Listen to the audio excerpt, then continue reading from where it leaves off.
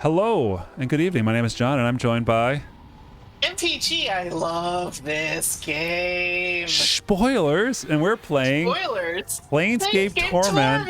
Yay! Enhanced Edition. Hooray! This is our palate Ooh, cleanser from the last. This is a game from the 1990s. It is Infinity Engine RPG. This was recently remastered. I think Beamdog did the remaster. Obviously, this original cutscene has not been totally touched up because it's very of that era for that. Yeah. What do you know about Planescape?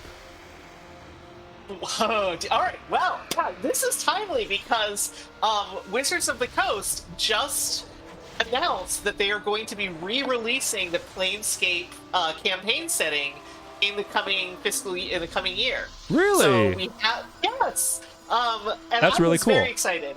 I got the original Planescape box set back in the 90s. In the 90s.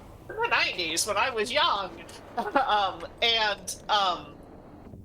I swear to God, like the art on that game has never been topped in terms of like RPG art. I always wanted to run a game for that, but it was actually, I guess, kind of bankrupted. TSR is what helped bankrupt TSR. I think TSR bankrupted itself for a lot of reasons, but Planescape didn't help. And so I know that Planescape Torment, I love it. I just absolutely, I think that was one of the first games I ever played where dying did not require a reload. Yeah. And that was like, now we just take it for granted, but I remember the first time I woke back up and I didn't have to reload because I just woke back up and wherever. And so much to read in this game. There's a lot of voice for it. I don't know how deeper and go. Yeah. I played this game. This was one of the first RPGs, and it was, I'll be totally honest, it was a buggy mess. Like, this was a very ambitious game, and a lot of it just like fell down and broke by how ambitious it was. I actually have never finished it because it was always like every version I was able to get my hands on was so buggy. I got to like one of the last maps, and then again just like insta crash, go into a room, game crashes out. But I think it says a lot that like I really kept trying. Yeah. And I also would say sound though. I'm sorry, you're not getting sound. I'm not getting sound. And I mean, I want to be able to hear him say, "Updated my journal." Yeah. So... Well, let me see if I can do that. Yeah. Oh, that makes it worse. But I might be able to switch now that it doesn't alt tab very well. So, I've gotten some upscale version of this. Oh, there we go. And then hopefully that sticks when I go back to full screen. Yep. Okay. We are good. So what I remember from this game is that I knew nothing about it. And what I really liked about this is that this is a one-off. Like, it doesn't come back. Like, there's no Planescape Torment 2. There's, Tides of Numeria and stuff like that. But, like, it is a great example of how you can just make a good story and, like, the characters come in. And, even from the start, like, the nameless one isn't, like, incredibly likable. Like, we'll get into it. Like, he's a ugly, zombified, like, just, like, kind of a mess. And his backstory does not make him sympathetic. No. But that being said, everybody, like, you still like playing the game, and the rest of the characters, I think Planescape was so formative when we think about character-driven, companion-driven RPGs. Yeah. I think Planescape is probably the one that we have to hang our hat off of because everybody loves Morty. I mean, Morty's a free space. Oh yeah.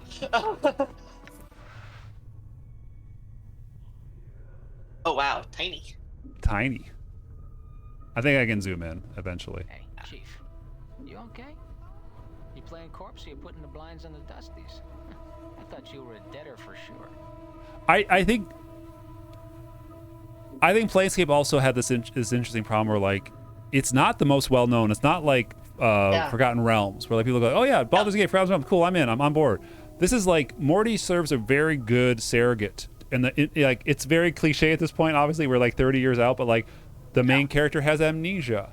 Like this is a very challenging thing where like you have to explain the setting to people, because like you're expecting like, well, I'm gonna go fight an orc, and like I don't think there's a single orc in this game or a goblin in this game. Like maybe there is, but there's only one sword. Oh really?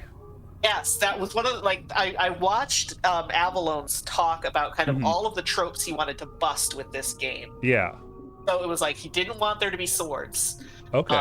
He didn't want the succubus to be this like this like sexy booby girl like running around. Like he wanted the succubus to be somebody who was like intellectual and not just trying to like get in your pants. There's just so much stuff in this game where when you look at what was going on in fantasy RPGs in the 90s, and this was just like, we're done with that, we're not doing that. And the fact that they put on the box the Nameless One's ugly mug, like they probably cost them sales, because again, it's not like the Star Wars cover art where it's like big sword, laser sword, and like heroic woman on the side, like you can't remember your name, huh? Well, next time you spend a night in the Burg, go easy on the bub. Name's Morty. I'm trapped in here too. Trapped?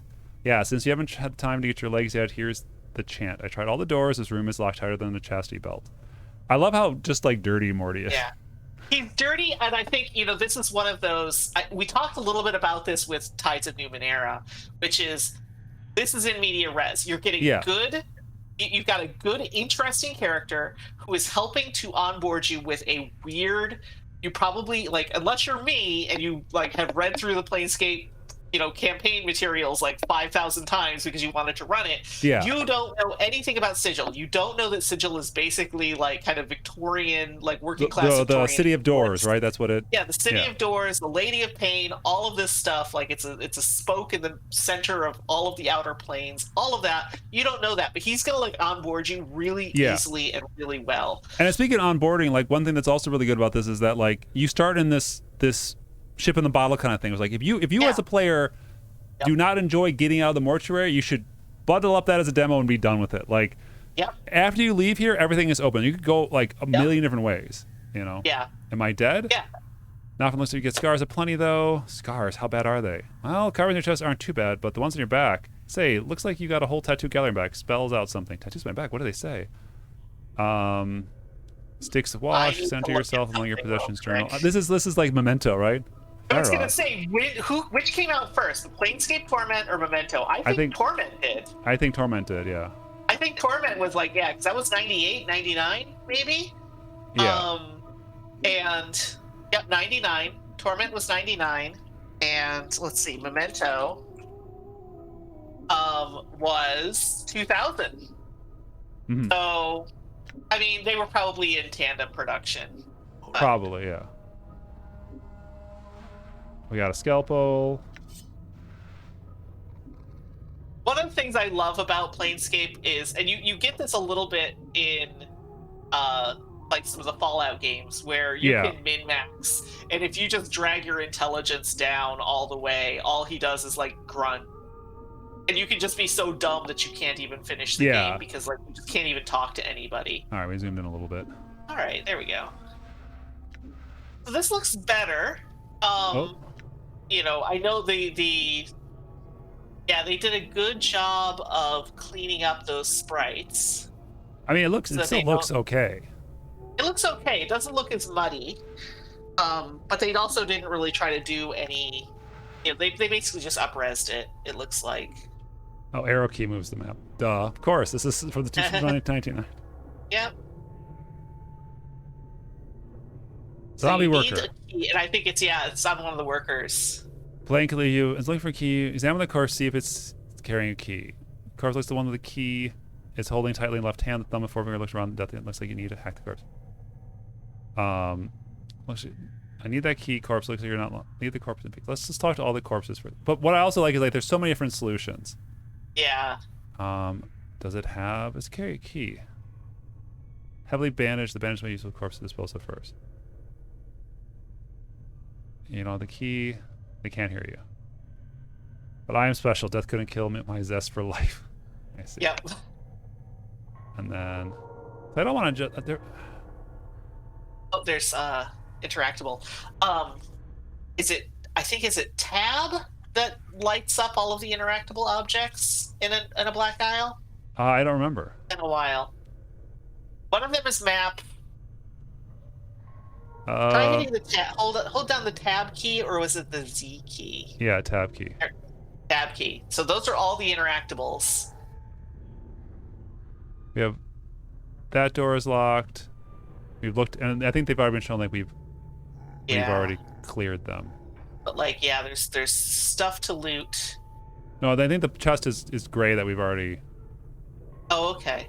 Well, I don't really want to kill this zombie, but. It's a zombie. Yeah. I mean.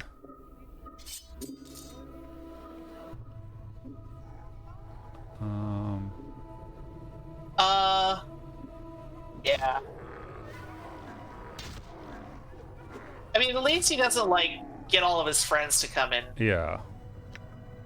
Pile on. I'll need a key. I have a key. Right, I should use the key. Oh, lost item. All right. Here we go. Some advice, Chief. I'll keep it quiet from me. No need to put any corpses in the dead book that necessary, especially the femmes. Plus, kill them might draw caretakers. Who are the caretakers? Their corpse here, where they come from? Why do you care about the female corpses? What? Are you serious? Look, Chief. These dead shits are the last chance. A couple of hardy bashers like us. We need to be chivalrous. No hacking them up for keys. No lopping up limbs. Things like that. Last chance. What are you talking about? Chief, they're dead. We're dead. See where I'm going? Eh? No, I don't actually. Chief, we got open lines with lip-sync ladies, and we're all dead at least once. We all died at least once. We got something to talk about. They'll appreciate men of our kind of death experience. Wait, didn't you say before I'm not dead? Well, right, you might not be dead, but I am. Who are the caretakers? I mean, this is definitely... You got to read a lot of this. Yeah. But I mean, they make it fun. It's not... Like, Morty's writing is so... it's snappy, it's fun, it's goofy, you know, he has a good voice. Yeah. You know, it's there it is. Journal. Hey, what's eating you, Chief? What's eating you, Chief? And I can't remember, this wasn't the same guy who voiced Batman, was it? Oh, that depends on which one. Well, I'm thinking let's see, Michael Weiss, so no. Hey, what's eating you, Chief? How do I use bandages? Kevin Conroy was the other, was Batman the Animated Series Batman. Oh, okay. He just sounds so much like... Yeah. So you do anything later? Huh? See that? What are you talking about? She was scouting me out. But yeah, I mean, there is a lot of writing, and I think this is one of those, again, if you want to write for games, this is probably not a bad game to kind of like look at how look at how the writers are using the narrative. Like, it's not just... They're not just trying to make things as short and brutal as possible. They're having fun. My journal. And you're allowed to have fun with them. You're like, the reading is allowed to be fun in this game. It's not just like, oh, you know, point me in the direction I have to go to kill something, and then I'll just go and do it. You know, they're letting you enjoy the story of this game, even the stuff that isn't necessarily, you know, getting from point A to point B in the shortest amount of time possible. Right. I would also say, like, if you're writing a game, this is a good example, like we talked earlier, of like, if you're trying to introduce people to your world, yeah, what the expectation is around that. Right. You know, and I just think, like, in this game, you were off and running so quickly, and you can have these discussions with Morty, and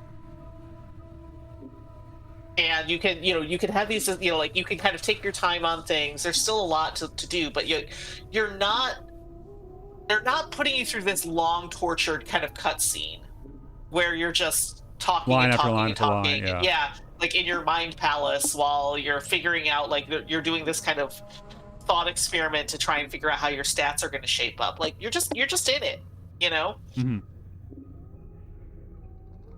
You have a clear goal. Get want to get outside. out of Yeah. the mortuary. Yeah, we want to get out of the mortuary. Who wouldn't want to get out of a mortuary when you wake up dead on a slab? You know. All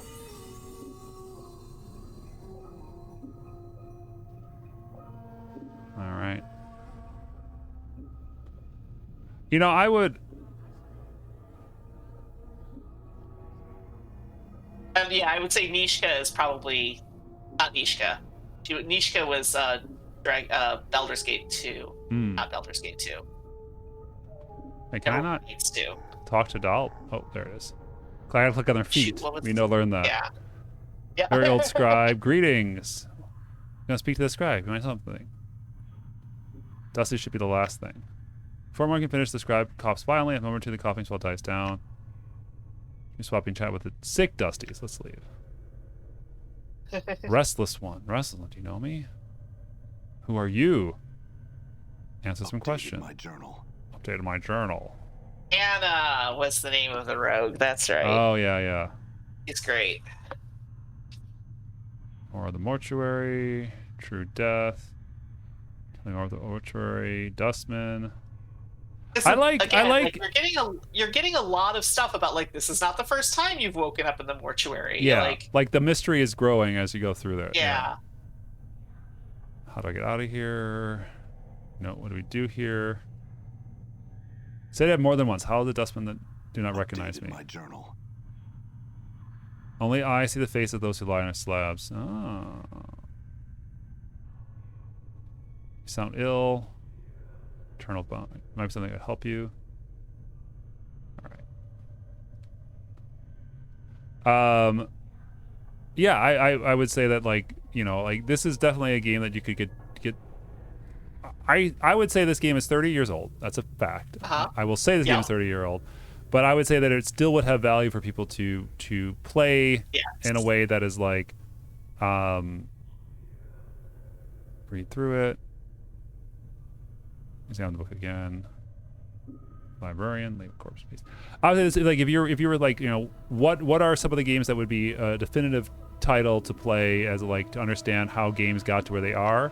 This is a good choice, but it is a massive commitment. The other thing I like about it is, and you don't get this a lot, is like how malleable the party members are, as in like they have their own wants and needs in regards to like they will advance based on how you treat them, and like this is very like obviously like you know some BioWare thread in there. Yeah.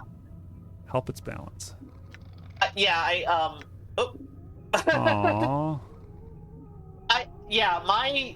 I like it when characters feel like they have their own wants and desires. That was something that I've noticed in the Spiders games, is that the characters are not just I mean, Morty is just sort of along for the ride. But even Morty, you know, you find out he's got his own agenda. He's got his own thing that he needs to do. There are other people, like I remember the first time when I first played this, like it's really easy to just get lost. Lose Ignis. You know, you get that burning dude, and he is really hard to like kind of keep a lid on because he's on fire. Human Torch. Yeah, he's on fire, and he's chaotic evil and insane.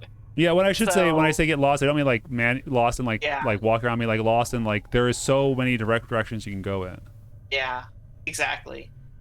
And yeah, just think about all of the different ways that the characters grow, and so you kind of, you know, I think that it's really tempting to play a game like this and think of things like, well, I'll just get a guide, you know, and play through. And I guess like nowadays when time is sort of at a premium and there are so many games that you want to spend your time on, that this idea of I want to just kind of get lost in this story and see where the story takes me, and if it means that I have to reload or restart, then I guess I have to reload and restart. I don't know if that's something that people want to do anymore in games. You know, it's a really good question.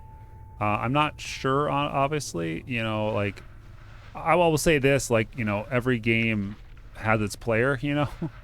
Yeah. Every rose has its thorn. I mean, ask me how many times I played Dragon Age, but No, I will you know, not. at the same rate, like there is a certain degree of like a story has to engage me within a certain point, or else I'm going to bounce. And if a story really engages me, then I will replay it. You know, a couple of Yeah. like I'll try and watch different ways of that this can happen. Oh, there's the incinerator. The one Don't thing I walk will in say, there. the one thing I will say is, the combat in this game is not good. Do No, not. this game is not like, don't look at this game in terms of like, well, how should our mechanics work? I mean, it is old, Yeah. but the reason this game endures as a perennial favorite of people's is because of the setting and the writing. Everything else is, you know, it's a Black Isle game. It's an Infinity Engine game. And it's really clunky. I remember, like, you know, Icewind Dale, playing Icewind Dale. That game has such a better, like, they really kind of dialed in the combat, or you know, what was basically turn-based 2E.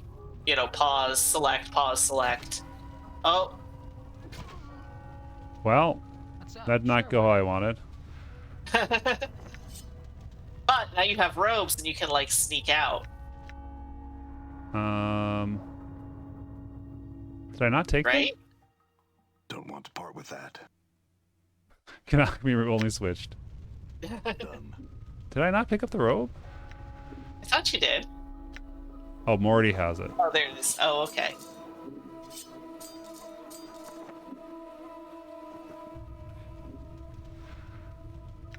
Clot charm.